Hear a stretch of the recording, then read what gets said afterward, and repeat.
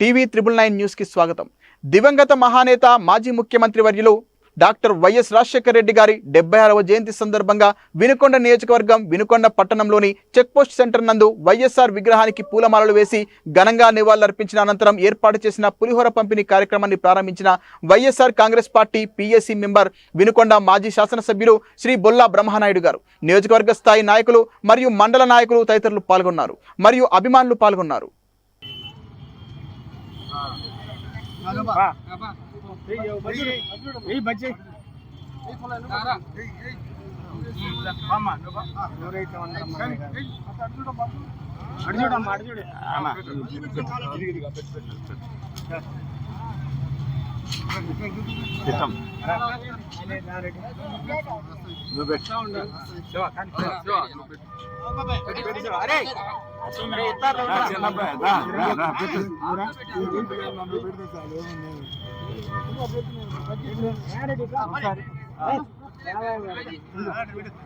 అభిమానులు, వైఎస్ఆర్ కాంగ్రెస్ పార్టీ సానుభూతి పరులు ప్రతి ఒక్కరు కూడా ఒక్కటే అడుగుతున్నారు.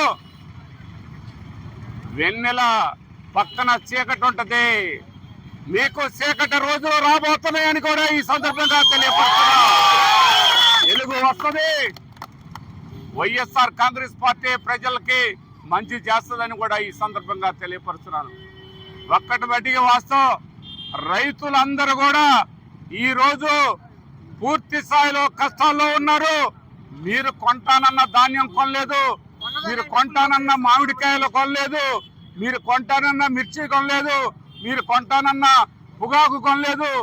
ఎక్కడా సబ్సిడీలు లేవని కూడా మరొక్కసారి ఈ సందర్భంగా తెలియపరుచుకుంటూ సెలవు తీసుకుంటున్నాను. జోహార్ వైఎస్ఆర్, జోహార్ వైఎస్ఆర్, జోహార్ వైఎస్ఆర్.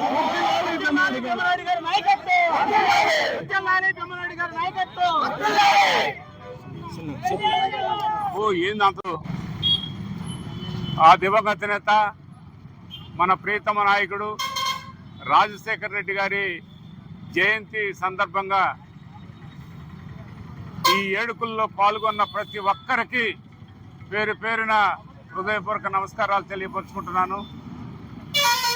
ఈరోజు మంచి అంటే రాజశేఖర రెడ్డి, మానవత్వం అని అంటే రాజశేఖర రెడ్డి, మనుషులందరూ ఒక్కటే అన్నది రాజశేఖర రెడ్డి, చిన్న సన్న బడుగు బలహీన వర్గాల వారికి అండగా ఉన్నదంటే రాజశేఖర రెడ్డి గారు.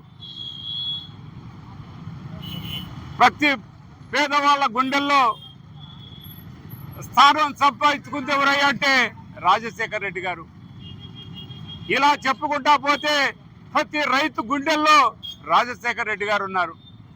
ప్రతి రైతుకి రుణమాఫీ తీసినటువంటి ఘనత ఆ దివంగత నేత ప్రీతమ నాయకుడు రాజశేఖర రెడ్డి గారు.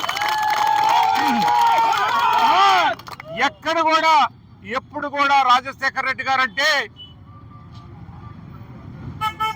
అన్ని విధాల అందరికీ ఒక అడ్డ, మా ఆంధ్ర రాష్ట్రానికి ఒక భరోసా అని భారతదేశం మొత్తం కూడా రాజశేఖర రెడ్డి గారి వైపు చూసినటువంటి పరిస్థితి ఆ దివంగత ప్రీతమ నాయకుడు రాజశేఖర రెడ్డి గారిది.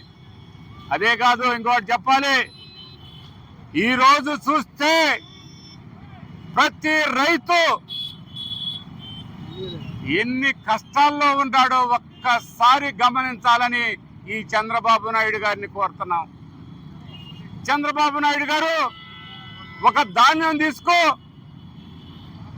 కొనేటువంటి నాదుడు లేడు, ఒక పసుపు తీసుకో కొనే అంటే నాదుడు లేడు, ఒక పెసరు తీసుకో కొనే అంటే నాదుడు లేడు, ఒక మినుములు తీసుకో కొనే నాదుడు లేడు.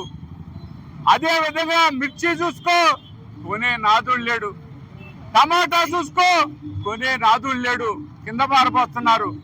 మామిడికాయలు చూసుకో, మామిడి రైతులు 2 రూపాయలు కూడా లేదు, కేజీకి 2 రూపాయలు కూడా ఇచ్చే నాదుడు లేక చెరువుల్లో గుమ్మరెత్తున్నటువంటి పరిస్థితి.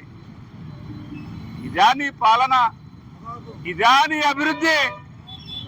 నువ్వు చెప్తున్నావు పొగాకు కొనే నాదుడు లేడు, పొగాకు రైతు అల్లో అని అలమటిస్తున్నటువంటి పరిస్థితి.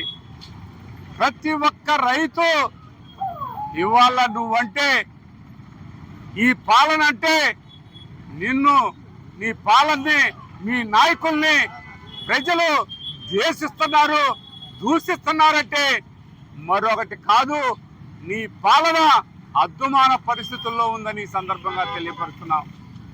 ఇదే కాదండి, మనం చెప్పాలంటే ఈరోజు చంద్రబాబు నాయుడు గారు కరెంటు ఏదో డబ్బులు సృష్టిస్తానంటే ఏదో సృష్టిస్తాడు అనుకున్నారు. ఇవాళ కరెంటు మళ్ళీ పెంచుతా ఉన్నాడు.